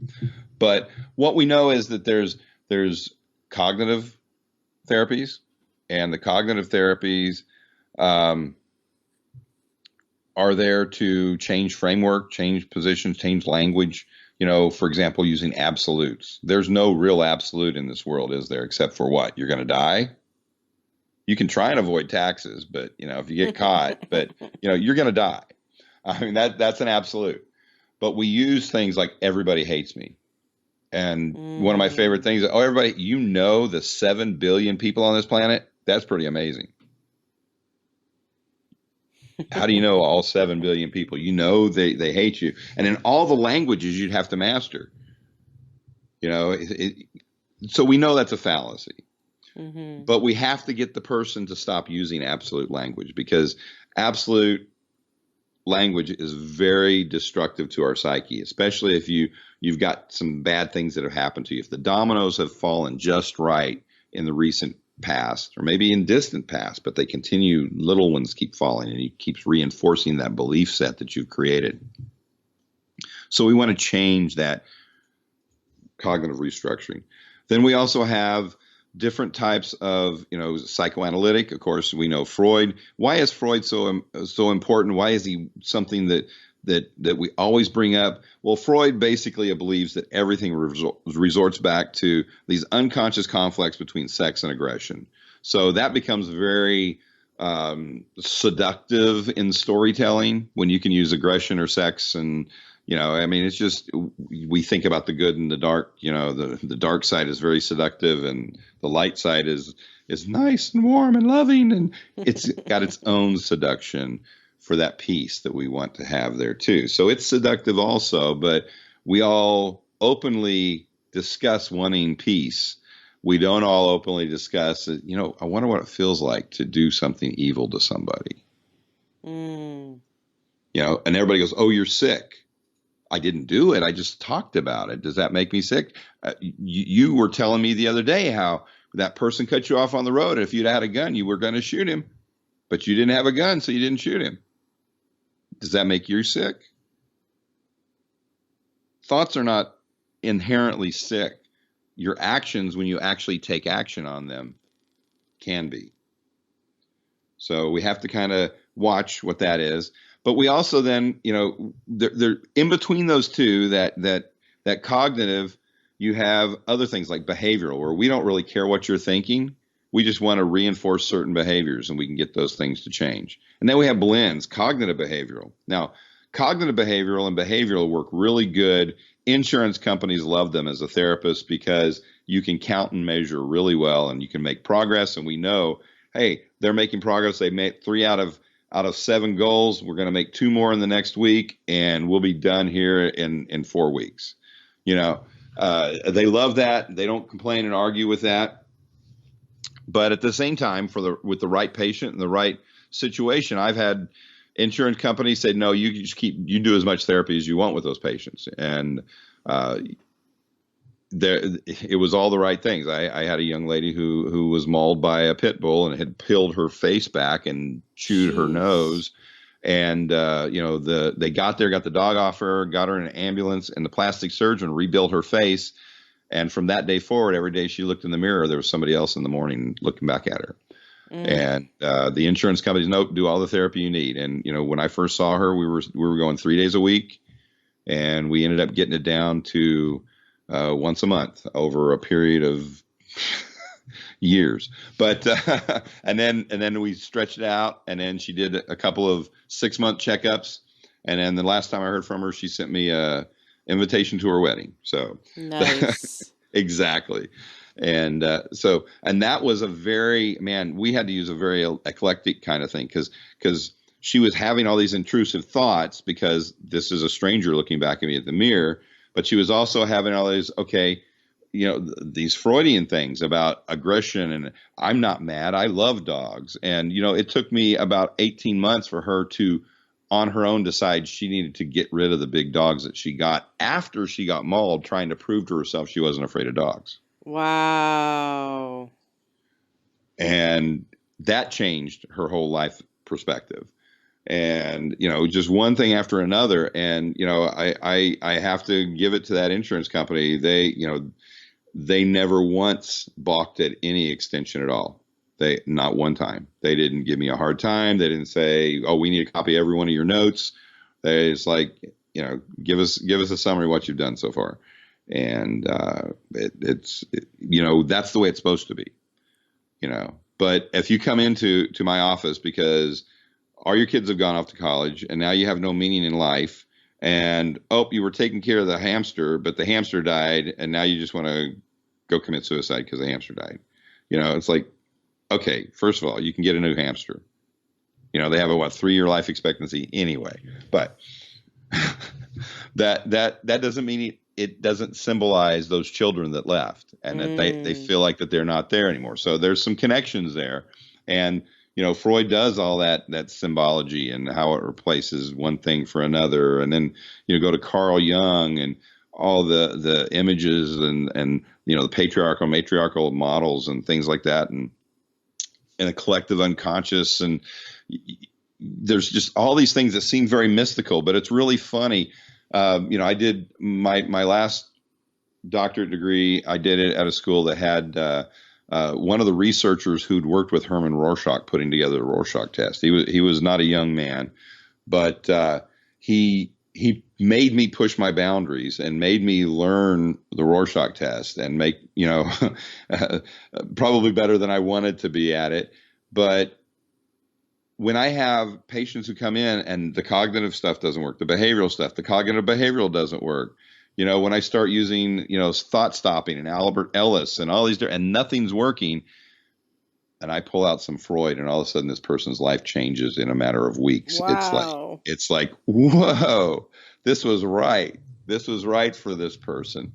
And I had a guy who was very suicidal, and he dropped out of school right before his senior year, and his family knew the school board. I was working in Miami-Dade County Public Schools then, and they sent him into my office. They called me, can you see him? He's like 3 out of the 8 people on the school board knew this person, the family personally. And I'm like, okay, I cleared my plate, get him here on Friday. And he comes in and he's just like stone cold. There's walls all around this guy. I pulled out the Rorschach chart or flats, and I started using them therapeutically. And about halfway through them, I knew exactly what had happened. This man had been sexually assaulted.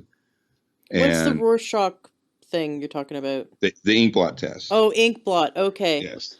Really? You knew? So you're holding up weird ink blots and he says, I see a giraffe, I see a lizard, Yeah. And he said all the things and I'm like, this guy's been violated.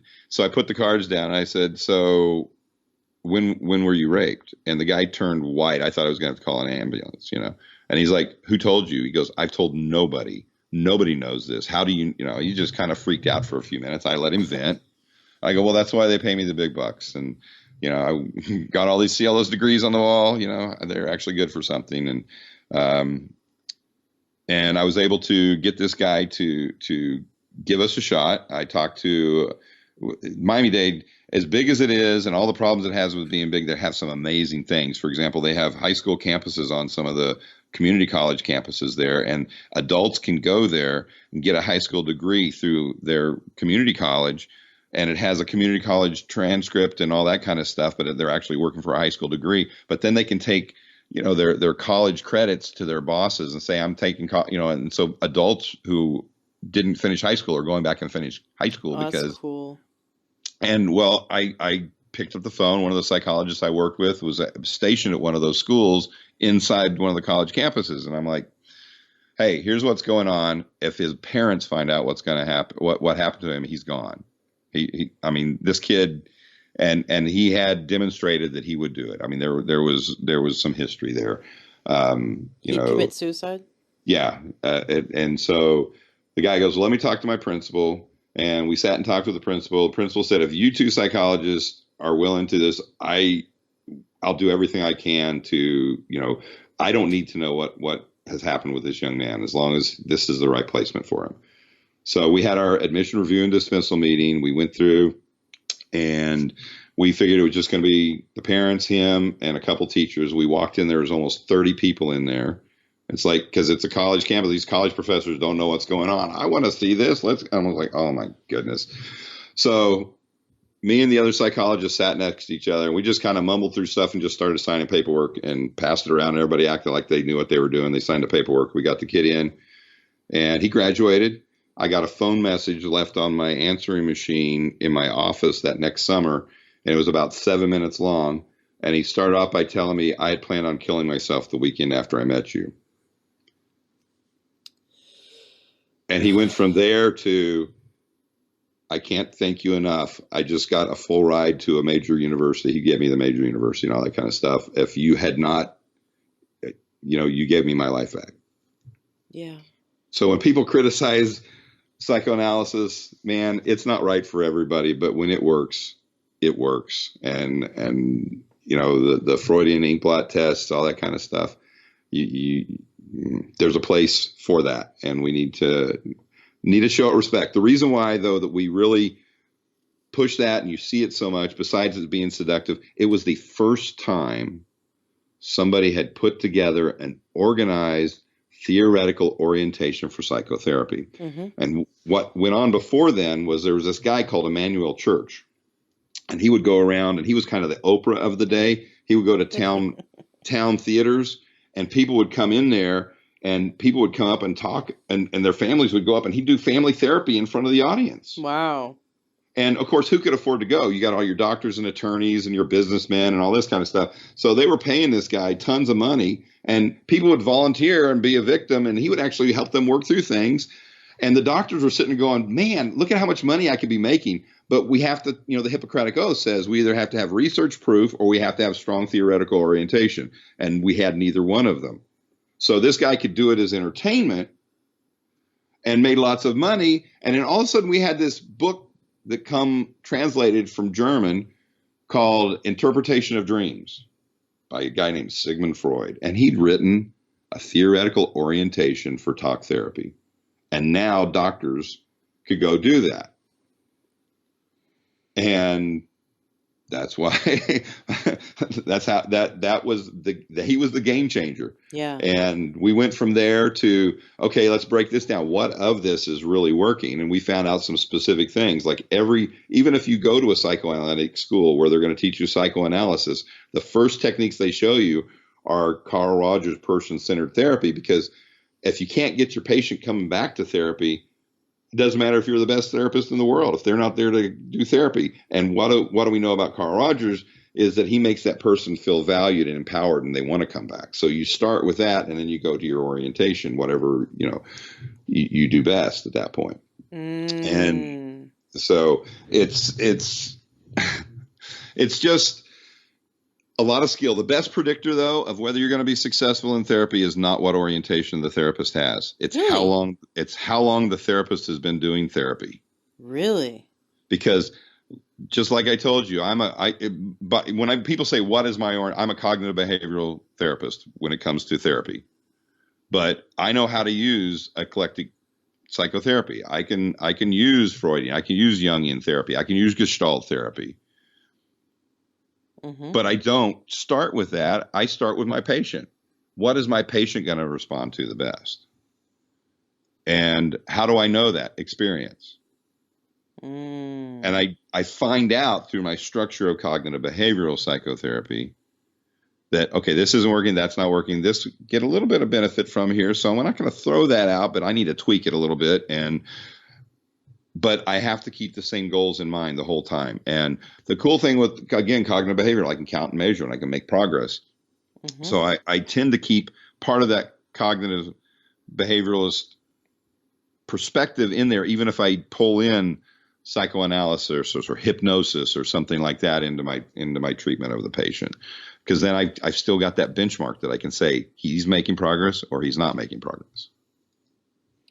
I imagine hypnotherapy, or any of your therapy actually, would be really positive while working with someone who's doing the ketamine, because their resistance has been dropped. The resistance, their defense mechanisms have been dropped. And I use that word specifically because that's one of the things Freud talks about is our defense mechanisms. We lie to ourselves. Even in cognitive behavioral therapy, we lie to ourselves. Oh, yeah. We lie to ourselves that, I've been smoking for 15 years. I'm not going to get cancer. We lie to ourselves. Oh, it's not going to happen to me. Those rules don't apply to me. I'm John. It's not going to happen. and it'll catch up. You play the game long enough, you're going to get hit with a flag. My friend is in marriage counseling, and her husband is coming up with these lies, and she's just staring at him. She's kind of dumbfounded. She doesn't even know what to say to the therapist. So in the moment, she doesn't like. She's not a type of person to fight or argue. She's just observing and kind of shocked because he believes his lies. He's saying Absolutely. these lies that are just like totally not true, like measurable. Like he said we've gone on 7 family vacations or whatever he's mentioned, right?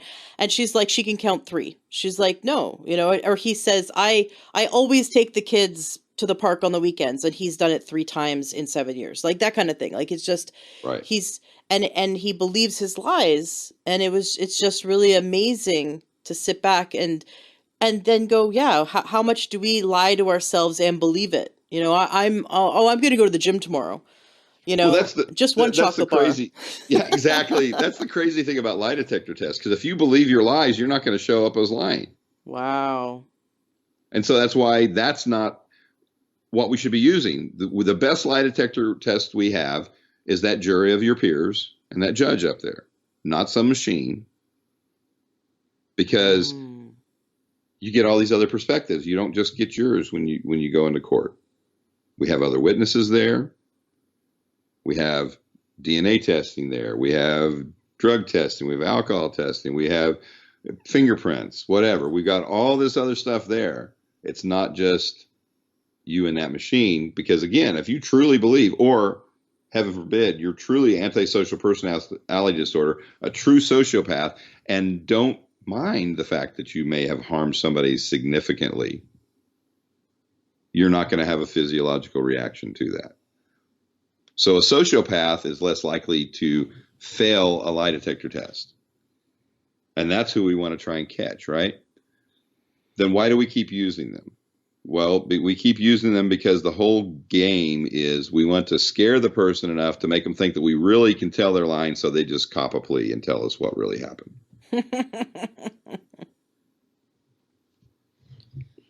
Wow. I did not know that about lie detector tests. That if you believe the lie, that you won't get caught. Right, I guess. Yeah, because it's Yeah, measuring the stress response. exactly. Heart rate, blood pressure, galvanic skin response, respiratory. Yes. And psychopaths would not have that. Not if, yeah, unless you maybe hurt their car, and then you'll see a physiological response. Right. Because, yeah, or don't they believe that they own people like inanimate objects, like that, like a car? Well, the inanimate objects have value to them. People are just objects to be used to get certain things they want. So when you're through getting what you can get out of that person, you throw them away. How Doesn't do matter what happens to them. how do we know we're dealing with a psychopath? Like, what if someone goes, I wonder if I'm married to one, or I wonder if my boss is one, or what if my coworker is a psychopath? Like, what are the signs to be aware of? Well, just bring them down to my office, and for a specific sum, I'll just figure that out for you. I'm pretty good at it, and That's what you want to look at. What I told my college students, the people when they're dating, whether men or women, if they let their friends call you all sorts of names, but and put you down and demean you, but they blow up if they touch their car wrong, or they slam the door too hard on their car, or they have a favorite hunting knife or gun or something that they like treat like it's the holy grail. Red flag.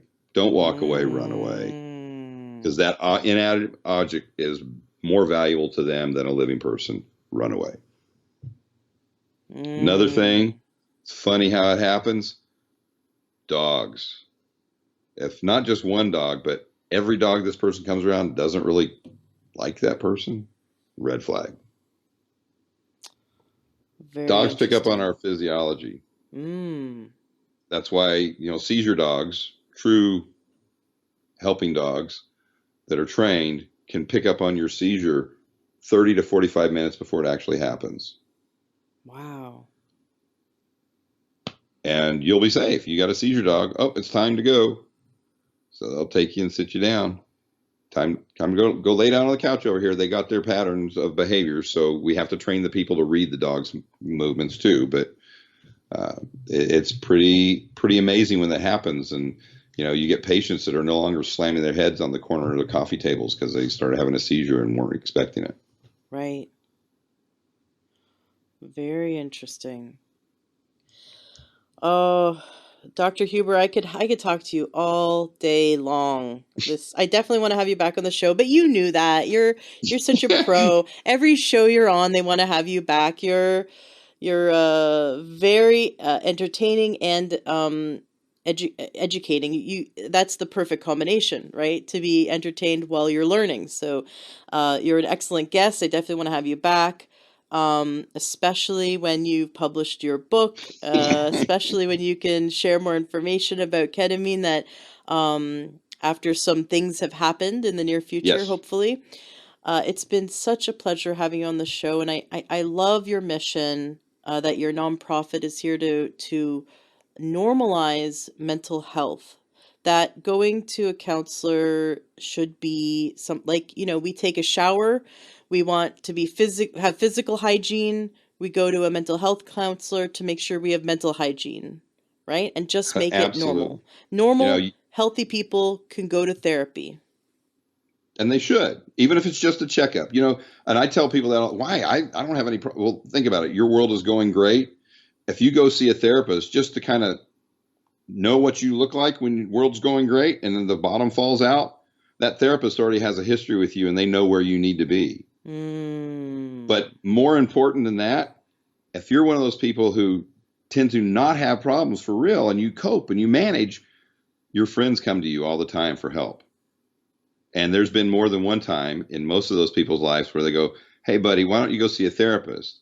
And they're going, "Oh, okay." But instead of saying that, why don't you go to my friend John? I've talked to him a couple of times.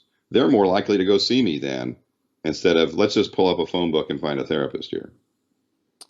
So go to therapy, get a relationship with a therapist so that you can even help your friends and send them to your friend, the therapist you've been seeing. It's good to have one in your pocket. Absolutely. One more therapeutic tool for you to help function and cope. And I'm not saying you have to see them. You can go in there and meet them one time. You feel comfortable with them. You talk a little bit. You just want to, hey, things are going pretty good right now, but if something happens, I want to have it. I know my kids are getting ready to graduate from college and my daughter's talking about getting married, and I just don't know how I'm going to react to all that. So I want somebody who kind of, I already know. I don't want to have an introductory session, spend 3 sessions trying to figure out what my life looks like normal before we start therapy. Mm. I have a friend who's a personal chef in Seattle. Very busy woman. She has a boyfriend and she has a daughter with this boyfriend, and the daughter's about 4 or 5 years old. And she's a very busy woman. She's a busy mom. Runs this, she every day is driving to a different person's house and cooking for them. She cooks like five days worth of food in one afternoon, and she'll have like maybe 2 clients a day. So it's just like go go go go go. And she made a post on Facebook that was really beautiful. She said, "Listen," to all her friends. She said, "Listen, you guys say I'm a great mom. You say I'm a great entrepreneur. You say like, wow, you've got your whole life together. How do you do this? How do you pull it all together? How do you have a successful career and have a great relationship and you also like are really attentive as a mom? How do you do this all?" She goes, "Listen, I do it because I see my therapist 3 times a week. I sometimes see them more than 3 times a week. My therapist and my therapist helps me stay successful and stay sane." She goes, everyone should have a therapist. Everyone should have a mental health counselor. And it should be like going to the gym. You go to the gym 3 times a week, you go to your therapist. And she goes, "That's why I don't explode at my boyfriend. And that's why I don't completely like go off the rails with my kid. When my kid's frustrating, when my boyfriend's being crazy, I don't, and when my life is being insane, I don't take it out on the wrong people. I don't take it out on people. I don't blow up at people, because I am able to like deal with it and work through it with my therapist. And then I am a loving, attentive mom that is present to my daughter. I don't bring my work home with me. I'm able to be a intimate and loving and vulnerable partner with my boyfriend because I don't take my frustrations out on him. And it's just, and so she just like basically said to all her friends, you know, her the same mission that you have. She wants everyone to know that that healthy human beings go to therapy, and that if we're not going to therapy, it's sort of like not taking a shower and not going to the gym. You're not, you know, if you're not really having that, like checking in with yourself mentally and emotionally, then there's like some like dirty laundry being built up in your closet basically. So I love that she pointed out that we could use therapy like a mental gym, you know, and just keep ourselves fit and healthy mentally and emotionally. Absolutely. That is that is what we've got to do. And and I take my own advice. I tell my patients, look, you're spending too much time on your cell phone. So 2 years ago, I took a 60-day break from internet on my cell phone and all that. And it's hard doing what we do and not having connections online. You know, and I can do it. You can do it. I love that. Yes, I know you have a whole talk about the phone and how it increases. It's been shown to increase anxiety and depression, and we want to, even though people are probably listening to this on their phone, but we want to spend less time with electronics and more time with real people, more time with connecting with ourselves. And Before we hit record though, you yes. said something beautiful about going outside. Would you like to wrap up Well, that's where today's I was getting interview ready to with go. that? Is that where you're going? I knew that's where you're That's going. where I was going to Awesome. go. Awesome. It's like, and one of the best things, we have to get connected, and we have to get back to being human. And and I do it. I mean, it's 28 degrees outside, and my wife thinks I'm nuts. I go outside, I take my shoes and socks off, and I put my feet in the ground, on the Yes. ground, and I just breathe. Focus on the stars. Focus on the possum running across the fence line down the road. Just be and breathe. And there's research out there about being in physical contact with the ground and what it does to your neurochemistry and your brain. And my goal is to make about 20 minutes. Sometimes it's really cold, but or cold and rainy is the worst. I don't know if I do 5 minutes on some of those days, but I try to do it every day. I got my little chairs sitting out there right next to my hot tub, so if it gets real cold, I can jump in a hot tub and keep my feet on the ground. Sometimes I'm out there for an hour and a half with my feet in the ground, and my dogs love it. They come curl up around my feet. It's really funny, because when I first started doing it, they didn't know what was going on, and we have rescue puppies who've been abused and stuff like that, and Mm. and they just now, man, they come in, they get between our legs and kind of wrap themselves around us, and it's like they're trying to help us make that connection. It's like they picked up on what we're doing. I want you to listen to, I'll send it to you. I have an interview with Clint Ober on grounding and Awesome. earthing. And he did, I believe it was 24 scientific studies where they Yeah, I read proved some of that his stuff. you I haven't did. I haven't read all of it, but Okay, awesome. I would love to hear the interview. Yeah. Yeah, it's a great, yeah, he has a great story that when we ground ourselves, or you could use a grounding mat if you like, don't want to go outside, but the going outside part is fantastic. You're connecting with the Schumann resonance, you're connecting with the earth energy. But when you put your bare feet on the ground, you're releasing electrons. And so there's an actual measurable anti-inflammatory effect that happens because we're releasing all these excess electrons that are causing damage.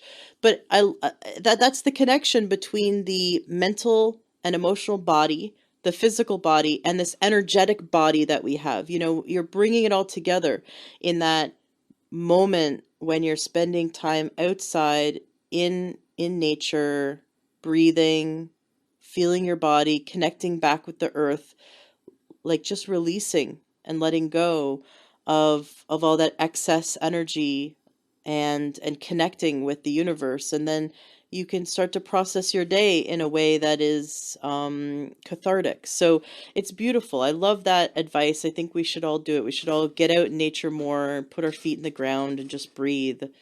Thank you so much, Dr. John Huber, for coming on the show today. Listeners can go to mainstreammentalhealth.org to check out your nonprofit. And of course, all the links to everything that Dr. John does is going to be in the show notes of today's podcast at learntruehealth.com. Is there anything you'd like to say to wrap up today's interview? I always like to think and remind people that you should always leave something for somebody, and a good something. For example, the things I've learned today about your interview style made me feel extremely comfortable, and I think it helped me open up a lot. So I really appreciate you giving me that during the interview. And I want to remind everybody that life is really what happens while we're making plans. So just buckle up.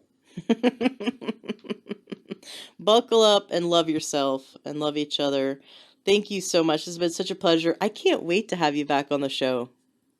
Awesome. I can't wait to be back. Are you going to optimize your health? Are you looking to get the best supplements at the lowest price? For high quality supplements and to talk to someone about what supplements are best for you, go to takeyoursupplements.com, and one of our fantastic True Health coaches will help you pick out the right supplements for you that are the highest quality and the best price. That's takeyoursupplements.com. Takeyoursupplements.com. That's takeyoursupplements.com. Be sure to ask about free shipping and our awesome referral program.